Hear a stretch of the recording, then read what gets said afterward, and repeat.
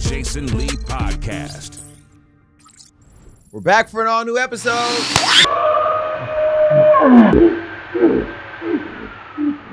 I just thought I would get that out the way fast. At this point, it's just becoming, when can I do it where you don't expect it? Exactly. You know what I mean? Thank you for tuning in for another episode of the Jason Lee Podcast. I have to let you know, please, the YouTube community, keep doing your thing and talking about us. But the numbers of this podcast are all over Facebook, millions and millions of views. And that's your shoulder. We get millions and millions of views all over social media. TikTok, what's up? We know that we're going crazy on TikTok.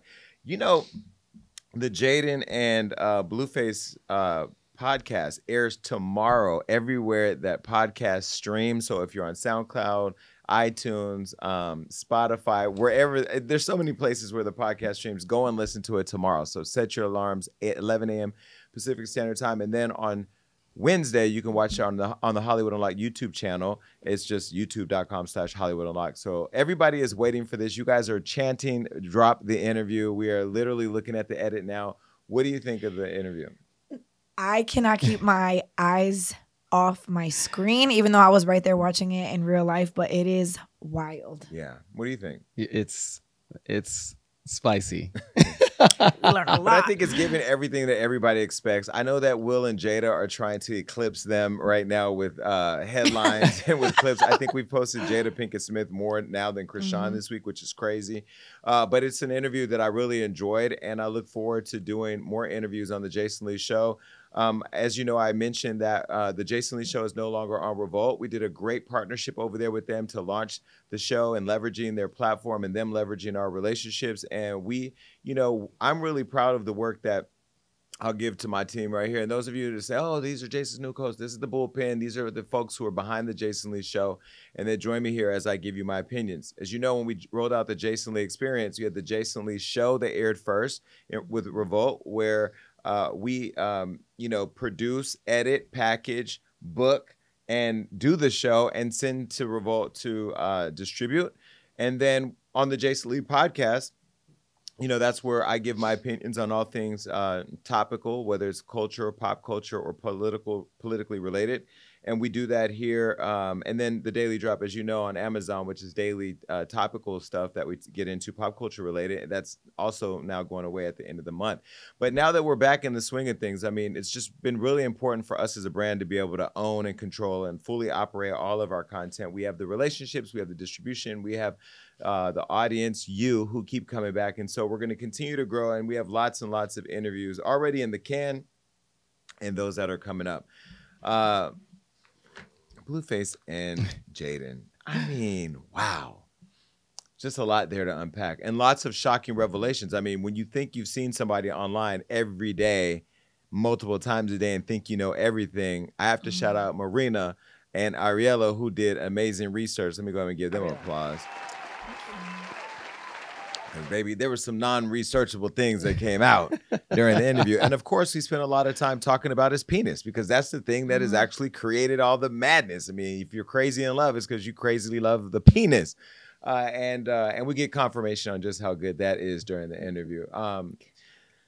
What? I mean, I didn't get confirmation personally. I'm just saying we as a group. As a group. Yeah. Well, watch the show. Okay. Lots to get into today. First of all, I just want to say again to all of you watching, thank you so much for your continued support.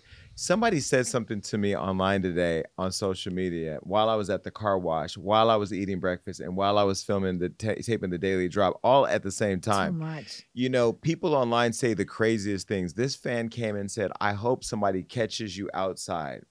And, you know, I've elevated because all the cappuccino that I'm sipping now, and I'm like, you know, this is clearly a trigger. Like, you're clearly trying to get me to respond. And I did. I said, you catch me outside, I'm going to shoot you in the face. Now, I have to be careful because I shouldn't be saying stuff like that. But the reality is we live in a world now where you can't take online threats as a joke. And you need to be careful who you run up on because you never know what can happen. Do you think that online terrorism, meaning, quote, the haters in the comments, is just getting out of control? Oh, 1,000,000% yes.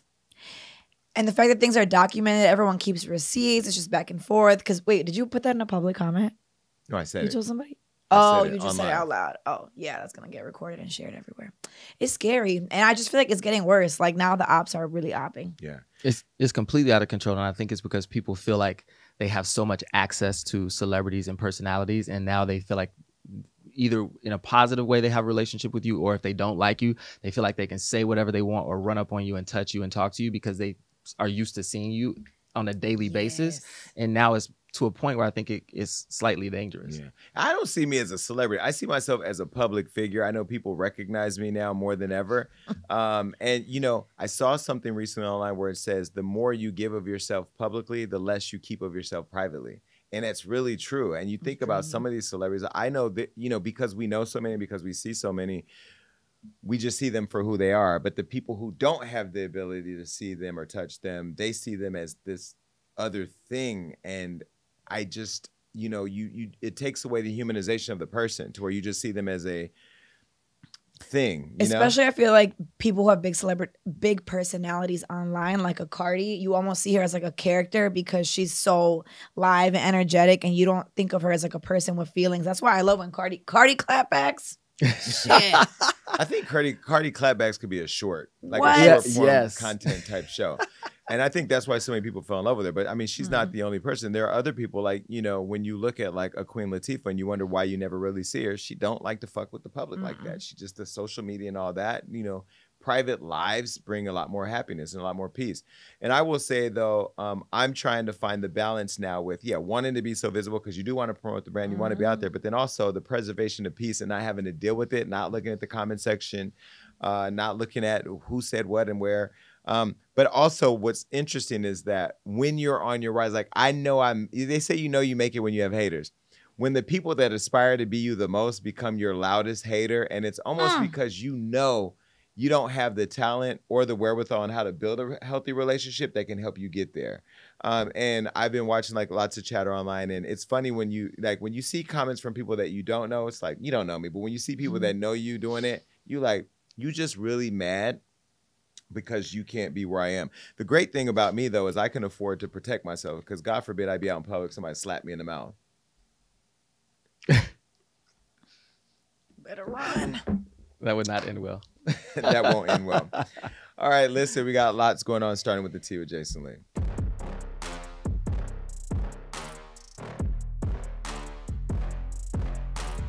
All right, well, if you've been locked into social media or the news or just scrolling by conversations, people are talking about one big thing, and it is the conflict happening in Israel and Palestine. Now, I will start by putting this disclaimer out. I'm like many of you that don't really understand what's going on. One, because we typically don't look outside of our own communities to see what's happening in the world, and we don't understand what's happening in other parts of the world directly affect what's happening at home.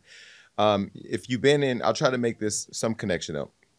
If you've been in this country for the last 20 years, you know about the 9/11 attacks that happened in New York City, where the Taliban, which is a terrorist extremist group out of the Middle East, attacked New York City by hijacking our planes and crashing them into buildings, killed thousands and thousands of Americans. And then I think for the first time really instilled fear in our country that did not exist before. I remember growing up pre 9/11, where the thought of somebody dropping a bomb in the United States or flying a plane over or killing Americans was just, maybe something here or there, church here or there. Yeah, I know I say it like it's normal, but those type of things they wouldn't cause the amount of fear that a 9/11 attack did. Once we saw actual planes that all of us get on every day crash and slam into buildings in the middle of a day, in the middle of New York City, and kill so many people jumping out of windows because the buildings were on fire. I mean, we acknowledge 9/11 every day.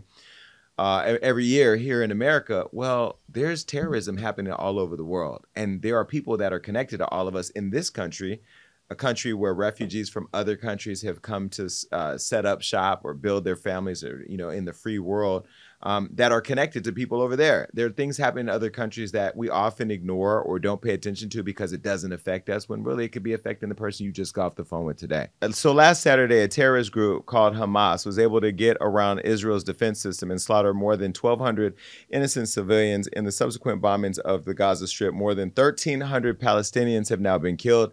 And conflict in this region is nothing new. But I'm going to toss it to Rob because I called him to try to understand this more in layman terms because it is so complicated. And when I was on the Breakfast Club, Charlamagne and I kind of flippantly said, like, we don't know who to support. I haven't posted in support of Israel or Palestine because I thought there was a one against the other, but then come to find out Hamas, which is this terrorist group, is responsible for it. That's now creating some confusion in this conversation. And we've seen a lot of celebrities attacked online. We see DJ Khaled and Drake were called out for not supporting when they've not known to be supportive of any type of issues like this. So now celebrities are being shamed for not raising a light to it. Kylie Jenner got attacked for posting something in support of Israel when her friends Gigi and Bella are Palestinians. They then come out in support. And what I posted was something from Madonna's account where she actually just is calling for peace. And she kind of broke down the history between the two countries in the region and the fight and conflict that they've been in. So we know that this is happening on the Gaza Strip. A lot of people don't even know what the Gaza Strip is. I'm going to toss it to Rob. Break down just really tightly what is happening over there right now. Yes. The Palestinian population in that region is broken up into two areas. There's the West Bank and then the Gaza Strip. And Israel is in between. And like you mentioned, Hamas is a terrorist group that was able to basically take over the political structure of the west of the Gaza Strip. And they broke through the defense system of Israel on Saturday. And not only did they parachute down into that music festival where they were able to kill about 260 unarmed Israeli citizens who were just enjoying a peace festival, they also were able to break through the defense system and get into what are called kibbutz, which are agricultural communities along the Gaza Strip. And they were able to pull families out of their homes and slaughter them. They slit their throats, shot them. And these were all unarmed citizens who were just living their lives. And that's why I think this is why this conflict is so complicated. And then in response to that, Israel started to bomb the Gaza Strip, which is where the Hamas took hostages. They took them back over into the Gaza Strip. And in response now, because the Gaza Strip is about 25 miles long and it's one of the most densely populated places in the world, there's about 2 million people there in a 25-mile long strip of land. There's been a lot of civilian casualties on that side as well. So that's why it's now this fight between people trying to decide which side that they should support, when I think in reality the conversation needs to be humanity. Like, these are citizens, like, on both sides. These are unarmed citizens that are being killed on the Gaza Strip, and there were about 1,200 Israeli citizens that were slaughtered on Israel's side. Yeah, and for people that may have missed the note, I mean, there was a peace festival happening over there in Gaza, right? Was it Gaza? No, it was in Israel. In Israel. Told you we're going to mess it up. These terrorists parachuted into, if you go look on X, formerly known as Twitter right now, I was looking this morning while I was at the gym.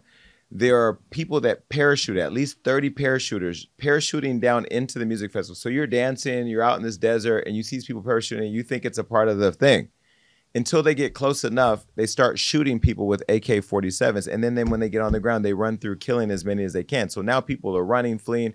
There were hundreds of cars set on fire and shot up. Police there with handguns trying to shoot back against AK-47s, as you can understand. It was crazy. So in response, as you said, when they started bombing that area, now innocent people are being killed there while they're now killing more innocent people from Israel. Meanwhile, people here are confused at how to help, and posting things on social media raises awareness, but I think there needs to be more activity. I mean, why has the U.S. not gotten involved on the ground there? I mean, I know we've sent weapons and we've sent ammunition, but like, why are we not on the ground fighting? Israel, I don't believe, is a part of NATO, so we wouldn't insert ourselves in that way. But because the U.S. has been helpful in monitoring like the way that the terrorist activity is occurring there, because Hamas is supported by a lot of those other terror cells that ultimately will affect us. So that's why Joe Biden sent that ship to basically ward off all the other terrorist group that might take this as an opportunity to also attack Israel. Mm-hmm. So we have inserted ourselves in a way to say, hey, no one else step in, or else we're going to have to step in as well. So how does the rest of the world handle stuff like this? Being from Croatia, like how does the rest of the world outside the U.S. respond when things like this is happening?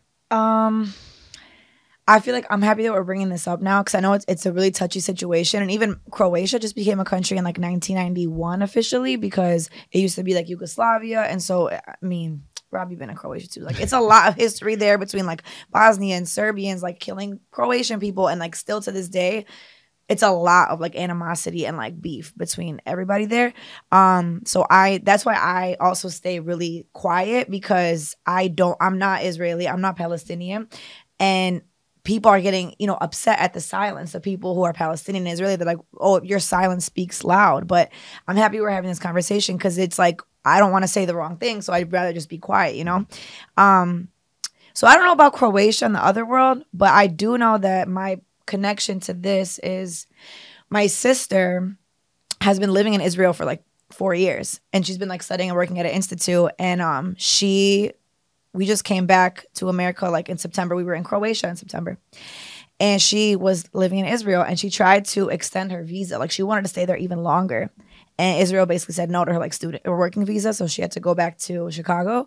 And that was 21 days ago. But my sister was supposed to be in Israel right now. Wow. And she has a therapist still that she talks to on Zoom who's right outside of Haifa, which is closer to like, Tel Aviv and kind of like away from Gaza.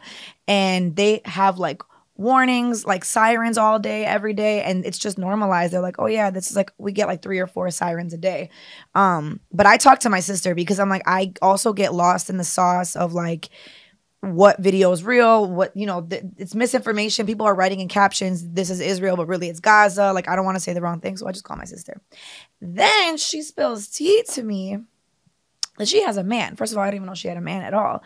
She tells me that her man is Israeli. He never been to America ever or anything. He's like really from Israel. And he just got re-enlisted in the army to fight. And like she like can barely talk to him. So now like, and it's like young kids that are like in the military. So it's really sad.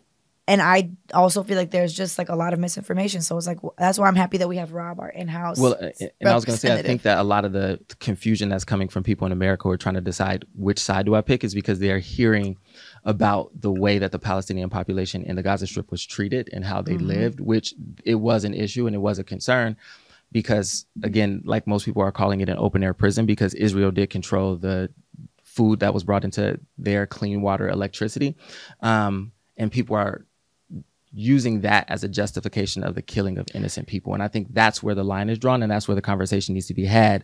Like when innocent civilians become the victim of a war, it's where we need to have the conversation of the line has been drawn. Well, and let's be clear, this war is now happening as a result of a terrorist attack. It wasn't the Palestinian government that encouraged the slaughter of these innocent people. It's the terrorists that now have sparked a war.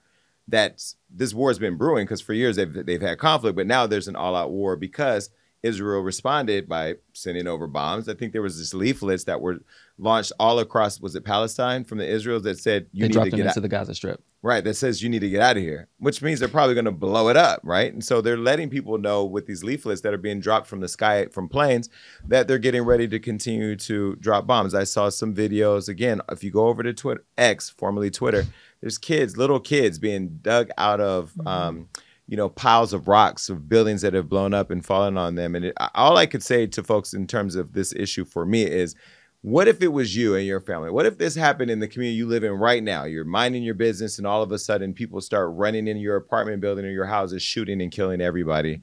And the world didn't know what to do. I mean, that is kind of the reality of what's happened now. But, a lot of people like Plies is saying that, the United States is being quiet because it's happening to white people or something like that. I mean, the reality is when it comes to Black Lives Matter, that's an easy thing for people to attach to because we're talking about skin color and black is black everywhere around the world. But, in our country, we know the issues very clear as day. And so people know they can support Black Lives Matter. But what I will say is Black people, we have to be more connected to issues that don't affect us too, because humanity is not a color. It's a human thing. And I think every human has the right to be afforded the idea that they can wake up and be safe. I mean, I will say DJ Vlad is scheduled to come here on the Jason Lee Show. I don't agree that celebrities that don't know these topics or they're not they shouldn't be forced or bullied into or shamed into using their platform to raise awareness about topics they don't know. Because if you say one thing wrong, it can shift the narrative and it can shift the storytelling that's happening on the news. When Kylie Jenner got it, whether she got it wrong or right, her post then became the news. And that takes up time that should be focused on what's happening in that area. They even said Justin Bieber posted a photo of like, save Israel or whatever, pray for Israel, and then it was a photo of like Gaza. Like he posted support Israel, but then on top of that, he put something in support of Palestine, and he got attacked for that. Mm-hmm. But That's I think we're all saying that we want peace in both areas, right? That we're saying that we're all anti-terrorists, or we should be. So whether you're Taliban, whether you're Hamas, we don't support terrorism, and neither do they. But unfortunately, those terrorists have been able to tap into the vein of what gets both sides going. And now both sides that have had this war brewing for years are now in an extreme conflict where lots of innocent people are dying. What people need to do to stop making this overly complicated, because I think when you start pulling back one layer at a time, it gets more and more complicated. Mm-hmm.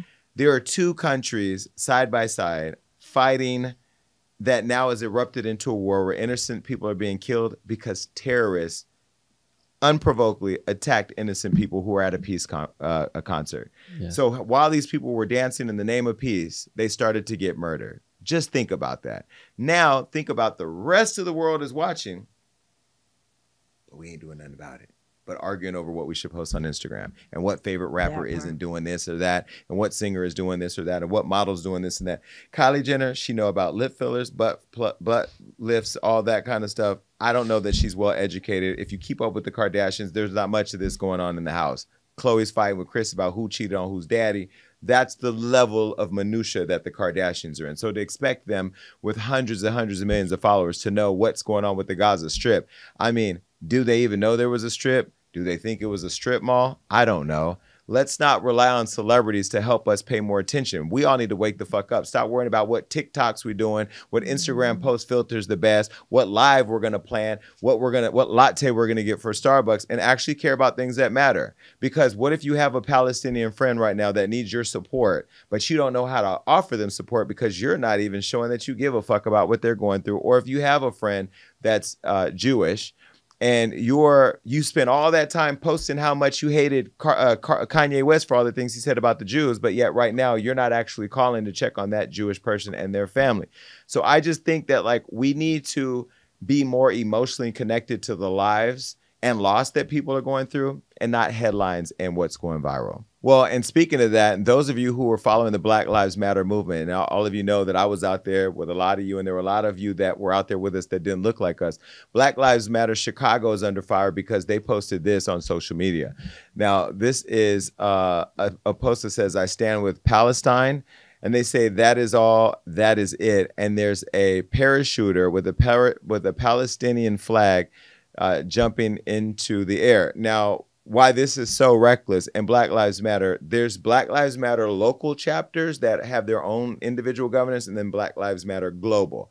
I'm currently working with Black Lives Matter Global, addressing some of the ways we can work together to actually help the Black and brown people on the ground. But this type of post, Black Lives Matter Chicago, does not help, because now what you're saying is that all of us who stand for Black Lives Matter and all the people that are in Israel or Palestine who supported Black Lives Matter as a movement, as a concept that our Black lives should matter too, you now are literally the poster child for calling Palestine a terrorist group, because the person on that parachute was a terrorist, not a Palestinian. And if they were Palestinian, they were a Hamas terrorist. Did I say that right? Yeah, because to me, what Black Lives Matter did is the equivalent to if someone would have taken a silhouette of a cop with their knee on a person's neck and said, "We support Blue Lives Matter." Like, it's the equivalent of that. It's you using the medium that was used to kill someone as a way to support a group that the police probably as a whole don't agree with what happened. And now you've made that a symbol to represent a group of people that shouldn't necessarily be represented by the negative aspect. And I think it was just stupid. So dumb. Like, it just shows how stupid you are. So whoever's responsible for that should be fired. And then on top of that, you doubling down before you even felt the reaction. Like, you saying it is, put it back up. You said, "That is all, that is it." That was you doubling down because you knew that it was going to be controversial. You intended to inflict hurt. You didn't put an explanation of why you support Israel, Palestine, or you just put a parachuter with the flag. So you There's a book that I'm going to pass on that you should read. It's called When Helping Hurts. I was told about that book. I read it. I get it. And that's where you were trying to help. Or maybe you weren't trying to help, but you definitely hurt some people. All right, moving on. Oh, okay. Well, listen, now speaking of TikTok, we all know that social media, hey, TikTok, because we know you're seeing us over there. TikTok, Instagram, Facebook, we know that things can go viral. And lots of times we go viral here just based on our thoughts. We don't ever plot out exactly like what we're going to do to go viral. We could. And if we did, God, y'all would be in trouble. Well, this TikTok prank happened the other day on social media, and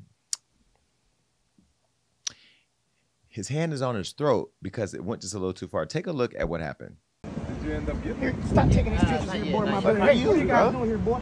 You are you boy? Ain't nobody boy, man. Dressed like Bob the Builder. What you talking about? You calling a boy, man? No, it's a prank, bro. It's a prank. It's a prank. It's a prank, bro. We don't prank with the boy with the racist. Hey, Hey, Trae, I don't know what you trying to do. Go think about it. I'm think about it. We on positive vibes. Okay. Look, if this how you trying to go viral, bro, that shit get your ass hurt out here, man. You can't hold on, bro. And I ain't nobody's boy, man. Go about your business, man. What's your name? White Dolomite. This ain't the way to go about it, bro. God bless you, brother. Peace be unto you. All right, man. Go about your business. And man, get you a better hat next time. A content creator who goes by the name of White Dolomite had his whole life flash before his eyes and almost got into a violent altercation after approaching some people that we know. Now, the TikToker's name, White Dolomite, approached T.I. and his son, King Harris, as they were being filmed alongside Houston rapper Trae the Truth. Now, Trae the Truth isn't the guy with his hand around his throat. That's one of their homeboys, who I have to say, I'm going to give you a round of applause.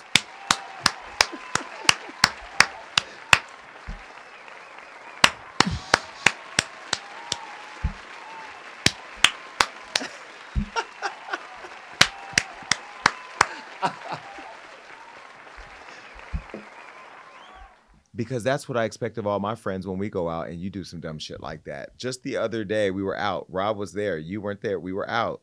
Somebody tried to come in my section. He was advised a couple times not to come. I was there. When security just blew him like a little leaf across the room.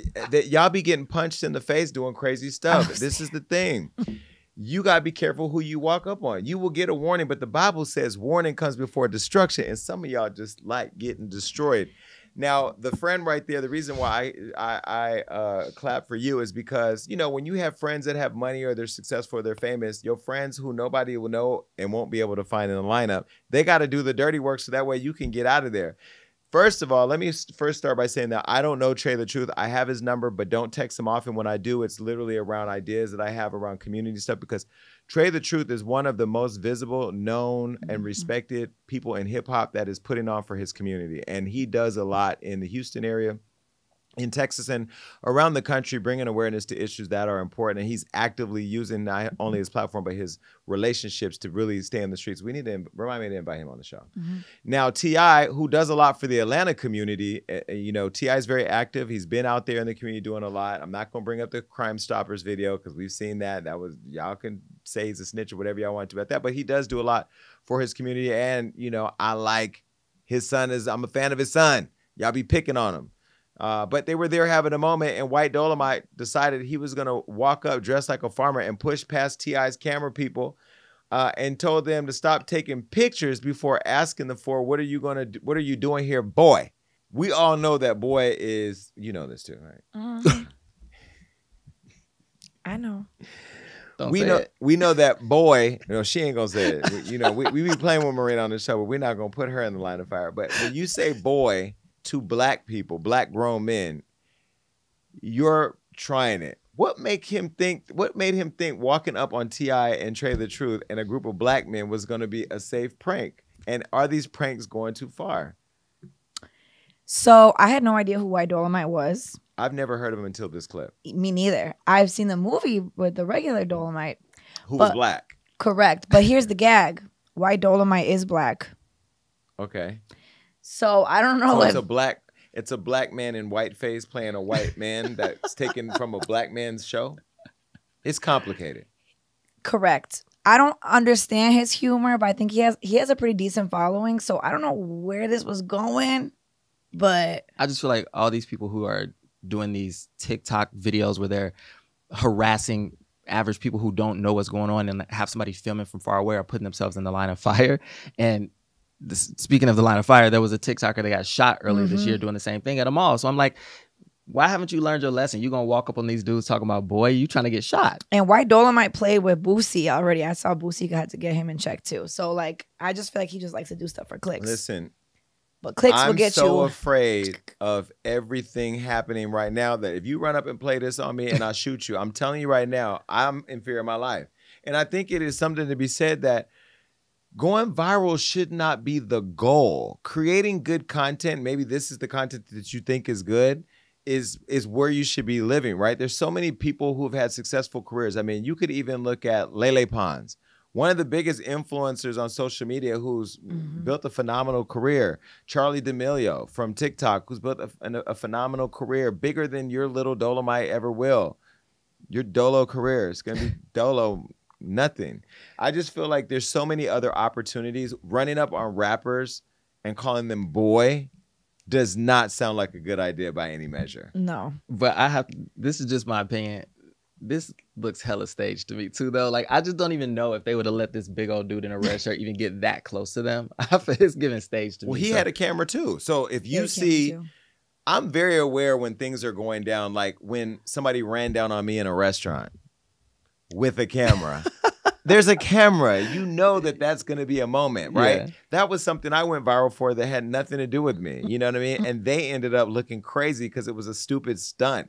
What person barges their way through like 50 people in a sushi restaurant to try to film somebody eating lunch by threatening them in a nice way? That person chose to do that. That was their viral content. In the end, it was loser content. This is loser content. And I just really feel like, one, I have to take my hat off, not that I wear one, for the guy who has his hand around his throat for not choking White Dolomite out, and for T.I. and his son for not jumping him, and for Trae being able to step in and handle it. Now, if we come to find out that this is a Trae the Truth TikTok, I'm done with you. I'm done. But no, I mean, I just think that right now, everybody wants to be famous. Can I tell y'all something? This is some real shit. I love what I do. And now I understand why Angie and Robin don't come out. Like, you don't see them. Because imagine I had Hollywood Unlocked with all the money that we make and nobody knew it was me. I can just drive around in my car. I can walk down the street. You know what I mean? Like, I get it. But Jason Lee wants to have the platform and influence to be able to help. So you got to do the work and you got to be out there. But I do understand people not wanting to be public figures. This desire to be viral and to be so recklessly ignorant of the fact that you could put your life at risk. The guy that got shot, where your organs at? Did they have to move your organs around because you got shot, or were you wearing Skims? I don't know. But it kind of worked out in his favor because he did end up posting this, and it's like his most viral video right now. So like, but you know what that's gonna do? Reinforce to do it again. Yep. Right. And you're gonna do it to the wrong. Do it to whack. Do it to Jason Lee. No, don't do it. Don't bring that. As soon as I see you in your straw hat and them suspenders walking up, you getting shot right in your pinky toe like that girl from Harlem Nights. All right. Bye. I am so sick of this topic, but it's people that want to be famous. But in this case, these people are already famous. Celebrities. Okay, is celebrity love for ratings a new thing? Now, I went to the Super Bowl and I seen Kelsey, although he was this small on the field because I was up in a box. Wait, side note, put a pin in that. You know, I spent $40,000 to go to the Super Bowl for 2 tickets because I wanted to see Rihanna. I paid for 2 tickets. It cost me $40,000 total. Do you know I was in those seats for 30 minutes? Because Floyd had a box, and when I found out he was there, I just went up to his box. So those seats sat empty for the entire Super Bowl. So what I learned was get cheaper tickets next year, get to your seat, and then go to your friend's box. Well, Kelsey was there, Travis Kelsey, and he has a brother too named Kelsey now. His brother plays for the Philadelphia Eagles. He was playing for the Kansas City Chiefs, and they were playing against each other. Well, anyway, Travis Kelsey is trending again on X after Taylor Swift makes her 3rd appearance at a Kansas City Chiefs game. Now, cameras followed Taylor walking into the stadium where she sat with the family in the family suite next to Travis's mom. Now, here's a photo of Travis and Taylor. Now, yes, they look like what the all-American, young, rich, white couple would look like. In fact, he's looking like I'm going to fuck you down, and she's looking like, and I'm going to write a song about it. They are the new thing in the white world. Because honestly, the only people whose minds that these two white folks are taking up rent in is all the black girls that he fucked before her. And she was a bad bitch. Well, they both were Travis bad. Kelce. They both are bad, beautiful Yes. black women. One of them has gone on to write a whole letter for black women. She did it, and video and everything. And by the way, I don't know what lens you were using, but can you tell us, because we're buying new lenses over here. I'm obsessed with lenses. And that lens on that Dear Black Women thing was amazing.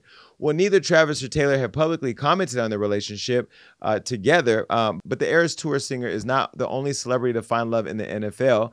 Ciara also fell in love with Denver Broncos quarterback Russell Wilson. Now, back in 2015, they ended up getting together, and now they're expecting yet another baby. Here's a photo of them, just so we can get into it. By the way, they are a beautifully sexy couple. But you remember when Ciara first got with Russell, he was playing for the Seattle Seahawks, and y'all used to drag her for filth, saying that she was the reason why they were losing all the games. I mean, like, you guys wanted to ban her from coming. Then you remember when Khloe Kardashian started dating Tristan Third Leg Thompson. Oh, third leg or third trimester. Either way, both ain't working out for Khloe. She used to go to the games with the Kardashians, and remember when she would go to the games and he would lose, they would blame the Kardashians for that. And I've always seen this thing that where it either works one way or the other. In Travis and Taylor's situation, we're seeing just an increase in his jerseys. I think the increase went by 400% on the sales of his jersey. And every time she's there, the NFL can't stop posting her on the screens because they know more of the Swifties are going to watch. Why the Swifties are watching football, I don't know. Probably see Taylor. On the other hand, when it comes to Ciara, everything she touches related to Russell is bad. And even rappers coming out saying that, as we talked about in our last podcast, that he should focus on the NFL ring, not the Super Bowl ring, not the ring with Ciara. Is celebrities' love being used for ratings or for advancing the relationships of the individuals and not necessarily the sport? I feel like they wanted to advance it, but for like cloud ratings, whatever. But like, look at what Bad Bunny and Kendall, like, I feel like no one messes with Bad Bunny the same way anymore. That's the Kardashian curse. And like Timothy Chalamet, that I don't even see as a realistic relationship. But so last night I went with our fellow friend Jill. She had a cancellation, so she brought me to go see the Eras concert. First of all, I don't know, it was a 3-hour concert in the movie theater. I would not be able to sit through 3 hours of Taylor Swift. I like her, and she takes great pictures, and I love her branding, but I couldn't. So I am not a Swiftie. I barely know any Taylor songs. Lies. But I know like the hits on the radio. What's the point? We're spending way too much time talking about this When white I girl. looked in the seats, everyone's doing this and crying, sobbing, dancing. All the white people there are like, oh my God. And I now think definitely that this is for the ratings. There's even a drinking game that they play at the football games. Every time Taylor Swift comes on the Megatron, everybody takes a shot. You know what's so crazy is you're sitting here talking about the Swifties crying. So the friend that she's talking about, Jill, I was sitting in the office with Rob one day, and I was like, let me do something nice. Because I am a nice person. People don't give me the credit. I'm a nice person. I said, yo, So I called Jill, and this is what happened. Hey, it's me, Jason from Hollywood Unlocked. You know, I believe in random acts of kindness, but not for random people, just for people that matter. And when you're in a position to do something nice for people who do things nice for you, you should do them. And I'm going to do something nice for my friend Jill, who helped me format the Jason Lee Show. Now, this girl done won like 4 or 5 Emmys. I don't even know how many Emmys. And I'm trying to get an Emmy because Hollywood Unlocked is on the pulse of Emmys. All right? And so I told Rob right there that I was going to do something nice for Jill King. And this is what I did. Now check your text. Okay.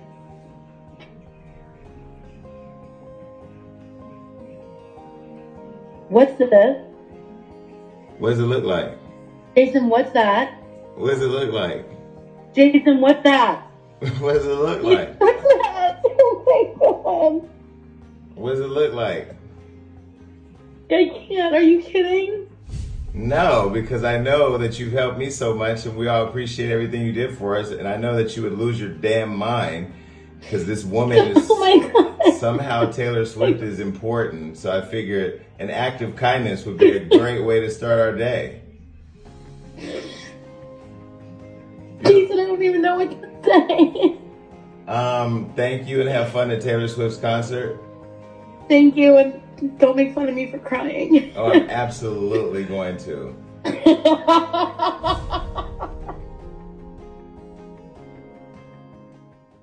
So was Jill crying in the thing? I don't even know What why do you you would. think? I don't even know why you would sit next to her. Anything But related. no. Then I'm sorry, Jill. And So- Jill wakes up all hours of the night. Literally, Taylor in the middle of the night posted a picture of Beyonce, and she's posted. I'm like, why are you even awake right now? No, Jill I think came. the obsession is sick. I think She Jill came needs to to be. my house after. She was like, "Oh, Jason just rolled his eyes to my story of us at the Taylor Swift concert." She bought a tote bag, a glow stick, a big popcorn tin, a little popcorn tin, a big thing, like blew a bag just before the movie even started. And I'm like, "Oh, y'all are sick." Well, what I will say is For that, real. and I know we're getting off on Taylor Swift. She's actually a fan of Beyonce, so that makes me happy, and I support that. But look, But it was fine. do you think that this is all now for ratings? 100%. Do you don't think their love is real? Because I know you low key want to fuck Kelsey. I think Shit, me I think that they both saw the popularity of this interaction between them, and they are riding it till the wheels fall off. Now, if they end up in a real relationship out of it, who knows? But we know where that's gonna go. She's gonna end up writing a song about it. Well, speaking of riding it till the wheels fall off, what would you do with Travis? Is that your type? He's a very good-looking guy. He's fine. Yeah. A pink meat just doesn't do it for me. No. He's good looking though. You can look at, and they look good together. I do Yes. think that, would I be famous if I dated a celebrity? Like if I dated a celebrity, like if I was dating Kelly Oubre. No, what if I was dating Blueface? I was just gonna say That would just be, right? Yeah. I mean, I think there are those celebrity relationships that when they get together, it just elevates their status because you have like Beyonce and Jay-Z. But then, I mean, it doesn't always work out. It's like me and Blueface wouldn't be the Jay-Z and Beyonce. I think you could be. Who gonna be Beyonce? Well, I already say I am Beyonce in the podcast room, right? No, you know what's so funny? I think that like if I could find, do you think I could, speaking of TikTok pranks as a story before, could I do a TikTok prank with a celebrity male who's a rapper and act like we're together and then come out later and say it's a joke, or would people just not buy into it? I think they might buy into it. It would be the talk of the town. But now you put it out there that you might do this TikTok, so everybody's gonna expecting it. Blueface. All right. Well, either way, both are winning. I will say though, to the black women who are doing letters to black women, put out the letters to black women and anything to inspire black women to like understand their power. Not that we already don't know that. We have NDRE song, Brown Skin, that I think is a beautiful reminder of the brown skin and the power that it possesses. Brown Skin Girl that Beyonce has. I know y'all drugged me for Phil saying she didn't write that. Well, she got a Grammy for it. So, and Lil Blue Ivy did too. Maybe Blue wrote it. Don't care. I just think that like, yes, affirmations of being beautiful and strong and valuable and not needing to be validation or not being inferior is important. But doing it as a result of a white girl who's dating a white boy because you ain't got the white man, I just think personally that's just tacky and unnecessary, and it's embarrassing, especially when you're a bad bitch. And like, if you're the ex after 5 years, shut up. Don't even come. I don't care if the Swifties found your P.O. box and are sending you hate dust. Stay the fuck off social media because you look desperate. that's what it's giving. Just Sorry. a little bit. All right. This next topic hits right at home. Not Jeannie and Jeezy. I don't know them like that. But when is it time to go public in relationships? Now, Jeannie Mai, she has been silent, as you know, the real co-host, who recently was announced that she's going to be divorced by her husband, Jeezy, says that she's taking it day by day. Now, after Jeezy filed for divorce in a new interview with Entertainment Tonight, Jeannie was asked about the photo she posted on Instagram. Now, this is the photo. She said, sometimes you need to take a break and disconnect to heal. Listen, if you file a divorce for me, I'm going to roll this out in a way that's going to get everybody's attention. Well, this was her first post since the shocking news made rounds on social media, and the TV host said that she's taking everything day by day. And here's what she had to say to the ET reporter when asked about it. Take a listen. So how are you doing right now? How are you healing? Because you did recently post on Instagram. You said sometimes you need to take a break and disconnect to heal. So how are you healing and how are you doing? Yeah, I'm taking it day by day, and thankfully being able to have a show like this and to come to work and be able to do something that you enjoy doing, takes your mind off of things. And you know, right now I'm just focusing on Monaco. I'm focusing on things that I'm passionate about. Yeah. And, I mean, shoot, when you're surrounded by people, you just get to laugh and, you know, look at the things that you enjoy doing in life. Yeah. Then, you know, you get through it. Laughter is the best medicine. Thank you. Yeah. Also, such a good mommy, by the way. Thank you. Well, that's one relationship that's in the news, a public relationship that private things are being shared. Well, here's another one. And speaking about sharing details, many are calling this one oversharing. Jada Pinkett Smith. Jada Pinkett Smith is continuing to share personal details about her relationship with Tupac and Will Smith. And, you know, this is kind of apples and oranges because Jeannie's not really saying a lot, whereas Jada, every time she opens her mouth, she drops a new bomb. I recently said on the last Jason Lee podcast that Jada Pinkett and Krishan Rock might be related. Take a look. This is Blueface and Krishan as adults. As grown adults. Let me be very clear. I don't see any difference at this point because Jada and Krishan, I am convinced that Krishan Rock is Jada Pinkett Smith's illegitimate child. They're both from Baltimore. Y'all playing. Tell me that ain't Tupac's daughter. Now look. Well, she now, as you know, is in a marriage to Will Smith. Well, they're technically separated, living apart, but refusing divorce because they can't find a reason. Not that entanglement was enough, or the fact that he slapped a man in front of the whole world, or the fact that now she said Chris Rock tried to sleep with her. Chris Rock is saying, keep my name out your mouth. Chris Rock made $40 million after he got slapped. Will is now exiled from the Oscars. I mean, there's just so much going on, but yet they're still married, but she's still mad that Will called her wife during the Oscars because they were separate. Jada is messy as fuck, in my opinion. I'll just say allegedly. You can say whatever you want. Now, she recently revealed information on her marriage with Will Smith and her past relationship with Tupac. Jada went on the All the Smoke podcast and revealed that Tupac proposed to her while he was in jail. Take a listen. A lot of people might not know, but he proposed to you while he was in jail. I talk about this in the book when I go to see him in Rikers, when I wrote about that in the book, and when I had to talk about it, speak my words for the audible version of the book. That was probably one of the more painful parts, seeing him there, the condition that he was in, and having to leave him there. And he was in bad shape. And so when he asked me to get married, he was at Rikers. And I knew at that time that, he needed somebody to do time with him, which I was going to do anyway. You didn't have to marry me to do time. Right? I'm here. I see why we love you. And then but he needed a rock. He needed, because of our friendship and because of everything we had been through together, he just wanted to feel that solidified foundation, you know, because I promise you, he would have married me and divorced me as soon as his ass left jail. He would have. Right. I'll be real with it. Right. Because so many people in that position don't have support. Right. None at all. None. You know? And he got the best. Right. He was just like, look. And I just think it was the mind state that he was in. You know, he wrote me this long letter. And I think even before Pac went to jail, he was starting to shift in a certain manner. Good or bad? Good. Really good. And I think that for him, he just felt like, okay, if I can tether myself, it'll keep me on a trajectory.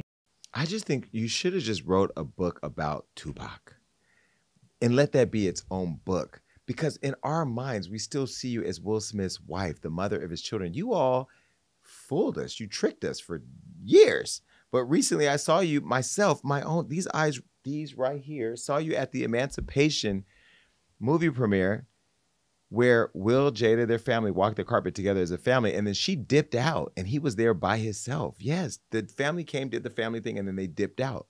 That's why, like in our past conversation about do you do this for fame, like I felt if Will was there by himself.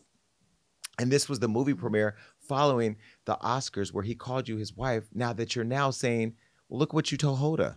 In 2016, you and Will decided that you were going to live completely separate lives. Yes. It was not a divorce on paper, Right. but it was a divorce.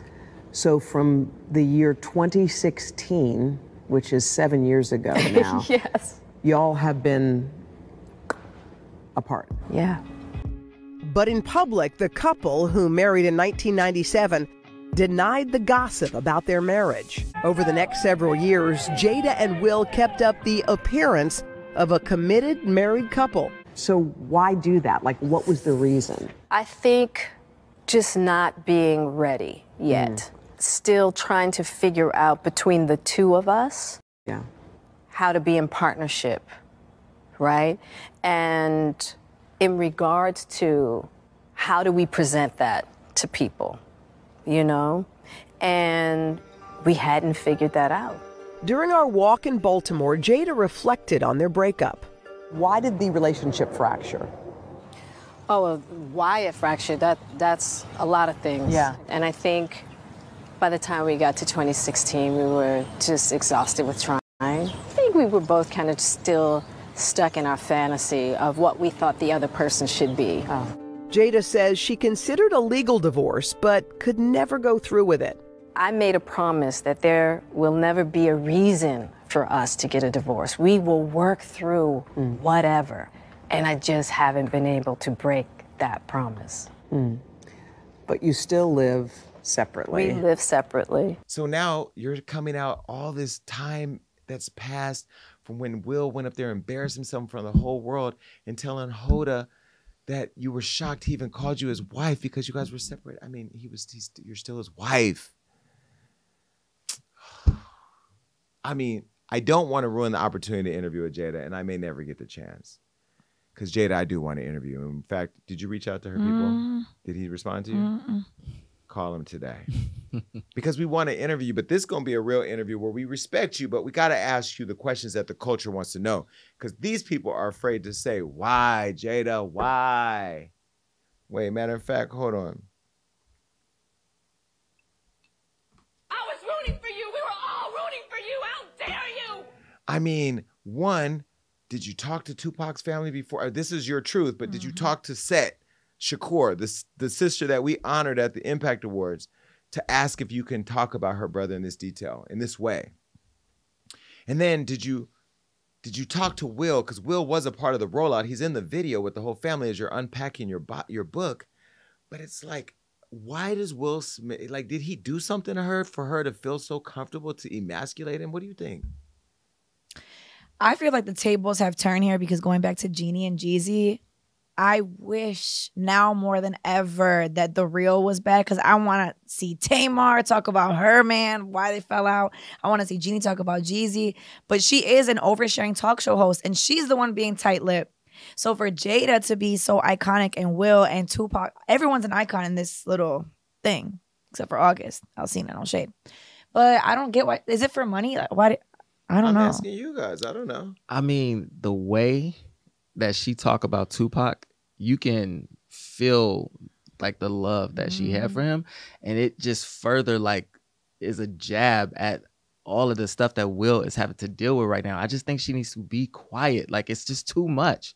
It's too much. They better allow Will back at the Oscars for this, after this. Oh, Will needs to be held accountable for what he did. I don't know that being banned from the Oscars for 10 years is fair. I think this is the double consequence, right? Like, you lost everything you fought your whole career for, and now your wife, who's supposed to be honoring you and cherishing you and respecting you and talking about you the way that she talks about her dead ex or friend or whatever, Tupac. I think it's just like insult on top of injury. And I have so many questions, Jada, when I tell you this conversation that we will have will win us both an Emmy because I'm going to be prepared. I'm going to be on my Oprah compassion shit. And then I'm going to get into my Wendy Williams shit. Because I just feel like there has to be a balance of we understand and want to explore where you're going, but also we want to tell you how we think and how we feel. And Will is somewhere, I hope somebody is, while we're joking about this, checking on his mental health, because this is a lot to bear. And I wonder what their kids are feeling because they're seeing all this play out.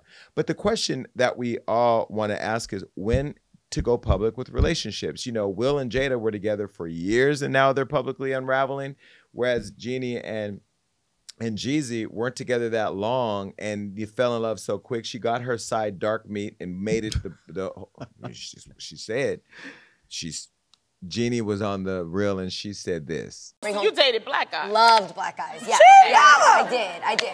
But for me, dark meat on the side, white keeps me mean and lean. That's why I married white man. That's what I like. Hold up. That's what happens when you get your dark meat on the side. I'm not blaming Jeezy, but hey, whatever. You signed up for that, Jeannie. Now you're a baby mama. No, but think about it, right? When do you go public? I'm talking to somebody. We all know we've called him Crip Bay. And hey, Crip Bay, he's watching. But like, y'all not finna meet him? Even if we were dating, living together, and doing all the things that people who live together do. I mean, you've met him.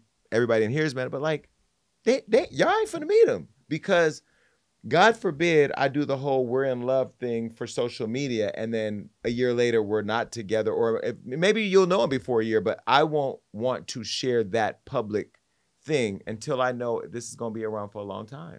Or do you think you'll be the type to like put an emoji over his body? Maybe that, maybe, because that's still cute. But you did last time you did that, they found him in 2 seconds. No, last time I did it as a joke. We were all on we were at St. Thomas. In St. Thomas. At St. Thomas for my birthday, and we took photos at my birthday party, and I put my arm around my friend, and as a joke, like my straight friend, like, oh, you're gonna be my boyfriend. I put an emoji over his face. My fans found his bracelet on another photo, did side by side, did a whole reveal of who my boyfriend was. His mom called him and said, oh my God, did he get you? It was like a whole thing where we were like laughing because like, oh my God.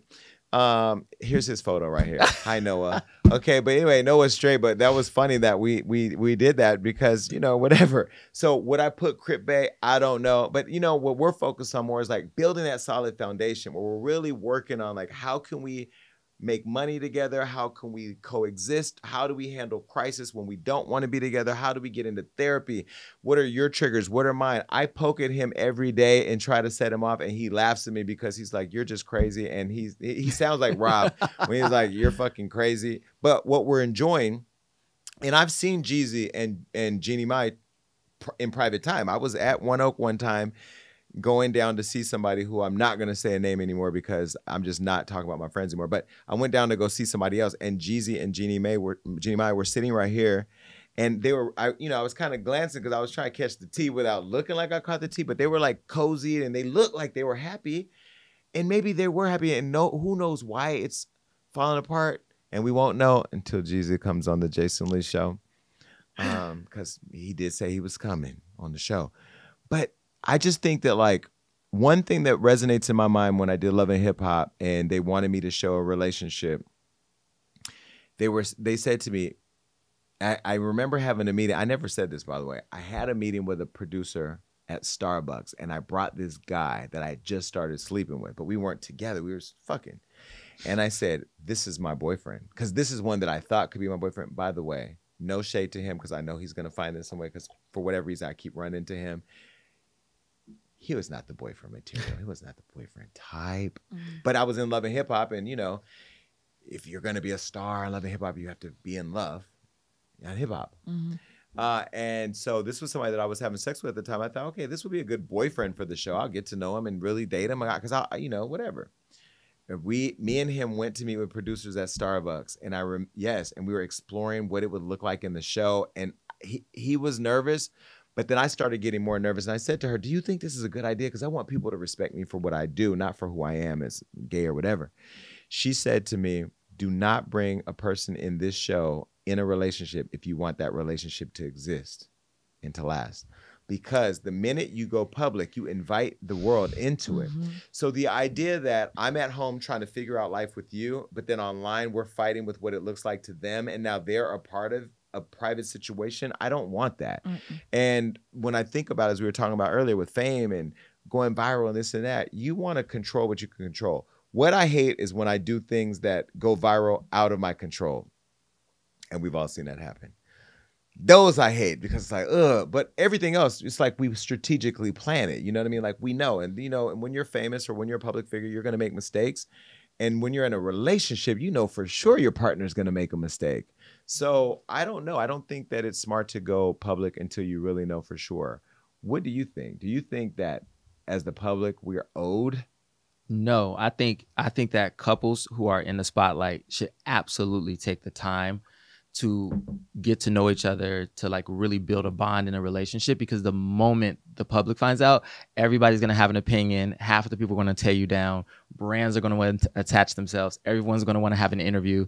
And what's crazy is I just saw yesterday, Julia Fox was talking about the Kanye relationship, and she said the second day he asked her to be his girlfriend, and then the next day it was announced that they were in a relationship, but she didn't even like want that to happen yet. But it's like, I think when things happen that fast. I'm gonna say allegedly. Allegedly. I was at dinner with them. Julia, now you know I'm gonna have to text you this before I put this out there. Julia's friends, except for one, who was this hot guy? I don't remember him, but the rest were just weirdos. Didn't Kanye buy all them like Birkins or something? We were all at dinner one night and they were talking, and I was looking at him like, ain't no way this group of people finna, because you know, you could say what you want about the Kardashians, and I'm critical and all that, but they the Kardashians. They move as an army. They are smart. They are intellectually strategic with this social media, internet, what things look like, how to, like if you've watched them when they were old frumpy with the plaid Old Navy outfits to today, these girls are, they deserve, there needs to be curriculum based around turning a hoe into a desperate housewife. Okay. But I just feel like this girl was never right. And nobody, but I think what Kanye liked about her was that she had allegedly fucked all these other rappers. And it was like, I got the girl that y'all want. Because in her world, she was like hotter on, I don't know, she's friends with Madonna, you know, whatever. Kanye's weird like that. But if you get with somebody and the next day it's an announcement, yeah, you know, it's a setup, and it's not a real relationship. It's not going to work. And that's why I think if you really want it to work, you got to have that bond with the person, you know? I think you all will find out about my relationship the day we post our engagement. You know? Because he asked me the other night if he would take my name. And then I sent him a picture of some jewelry. I found some rings. Wait, if he would take your name? Yes. Gagging, right? Rings already? No. We were like jokingly having fun with the conversation. So I started Googling wedding bands and like looking at different, like, you know what I mean? Because like my band gonna be iced out. I think my wedding band would have his name spelled out in diamonds, and his wedding band would have my name spelled out. And then if we don't work out, us will swap rings. Here, you take this shit, I'll take that. Right, and it's just your name. You can't get diamonds on the bottom though, because they'll get chipped and fall out when you put your hand down. I don't do this. I'm fucking rich. I do the hey. Anyway, no, we're not talking marriage, but we're, you know, because we're having all the conversation. Like, he has a kid. What would I look like as a step parent? I want my own kids. I think. Do I? Don't I? What is the wedding gonna be lit? You can only bring a few people because you're from the hood. You know what I mean? Like we're having conversations, not about actually getting married though. But this is what I will say. I talked about this before. There are people and there are stories of people, the generation before us, like maybe your family, your parents, right? They meet each other. They know they're going to be together forever. They marry. They fucking go through hell and back together. They say, no matter what, we're going to do it. We don't live in that era anymore where people actually want to work on shit and actually want to love you for being you. Like, I don't know. I don't see Jeezy as the type of, the snowman, as the type of person that saw Jeannie Mai on The Real and said, that's my wife. I think he met her, fell in love with her. She's a likable person. We know she liked her dark meat on the side. This is probably the first time in her whole life she saw the dark meat as being the meat she wanted on her immediate plate. Boom. They became a thing. Will and Jada, that may have been a relationship out of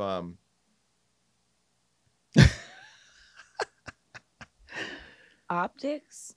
No. Mutual protection. freedoms, flexibilities.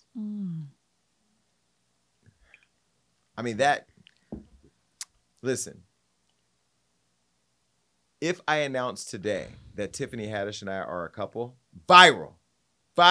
Jason Lee, the homosexual podcaster, talk show host, is in and engaged to Tiffany Haddish.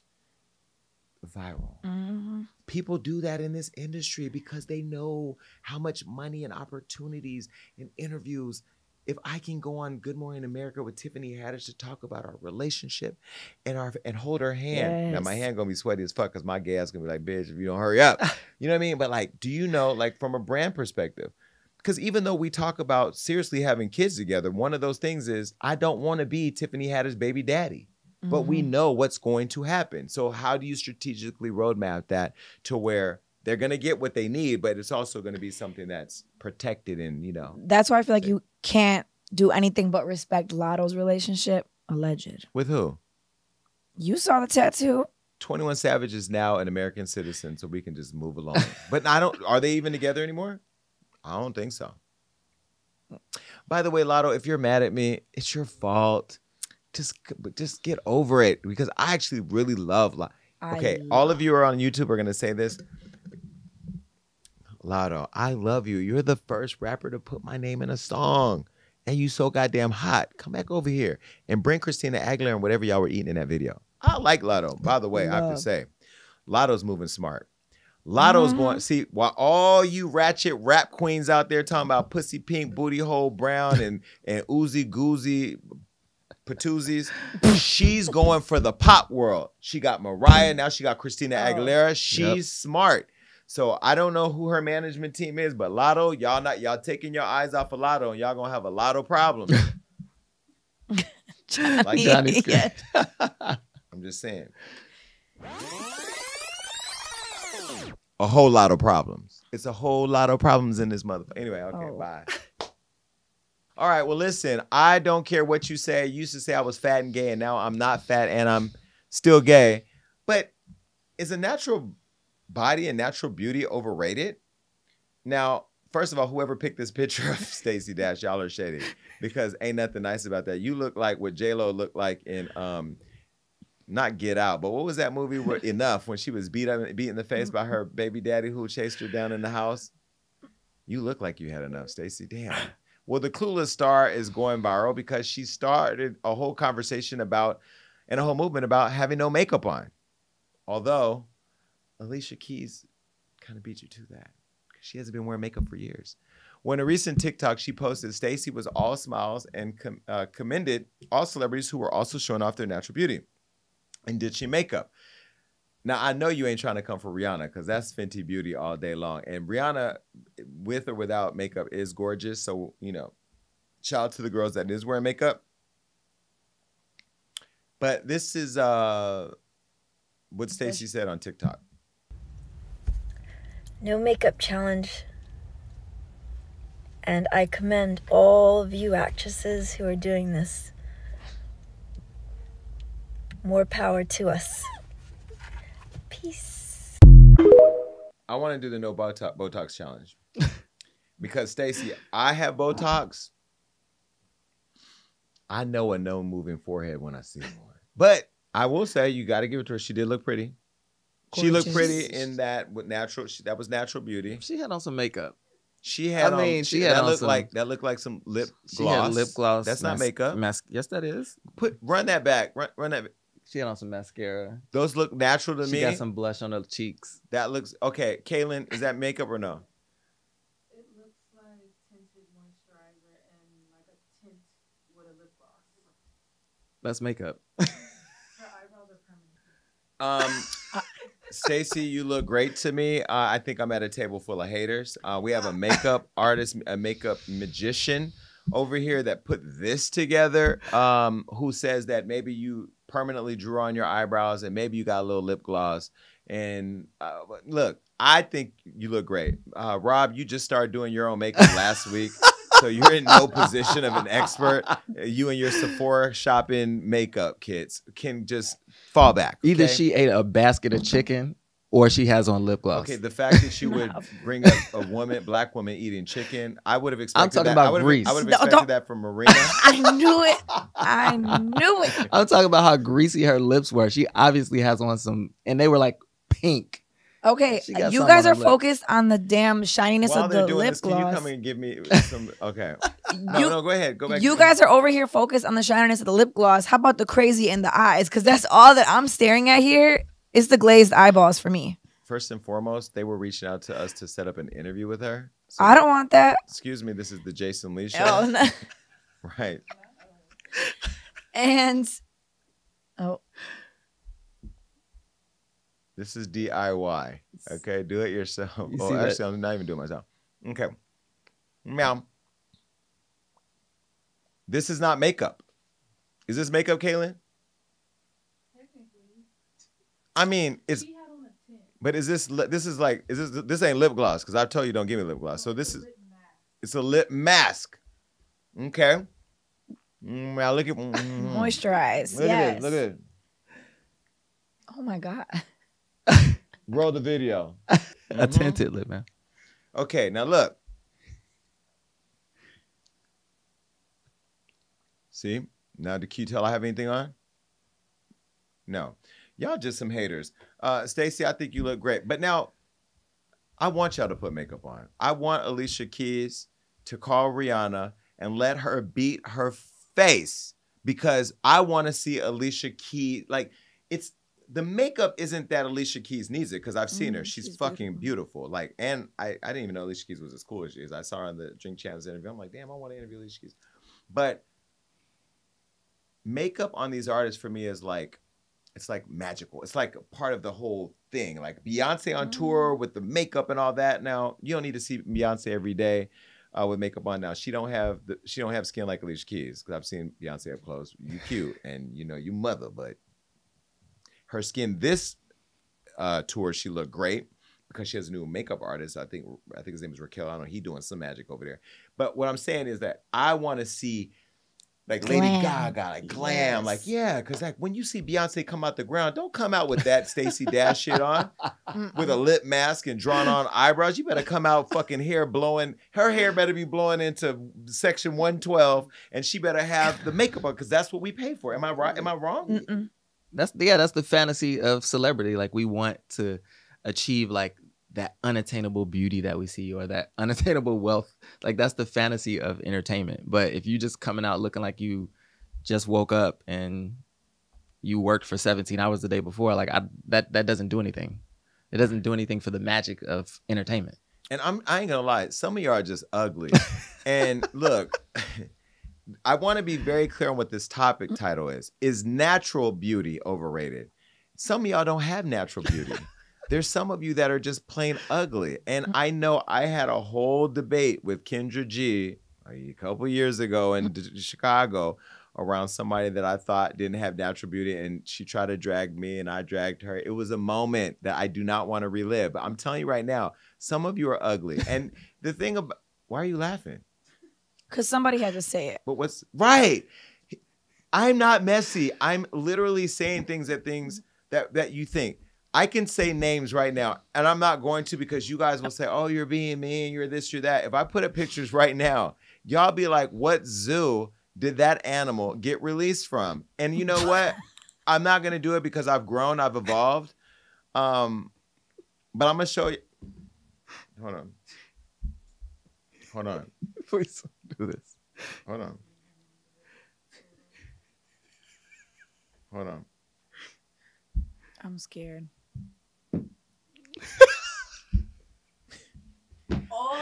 So listen, the topic is natural beauty.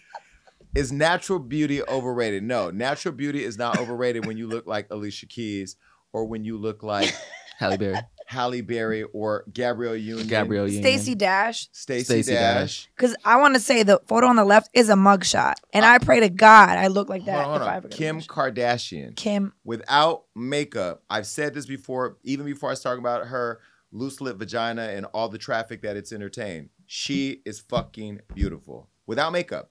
And there's a lot of women that are. Kelly Rowland. Oh my God.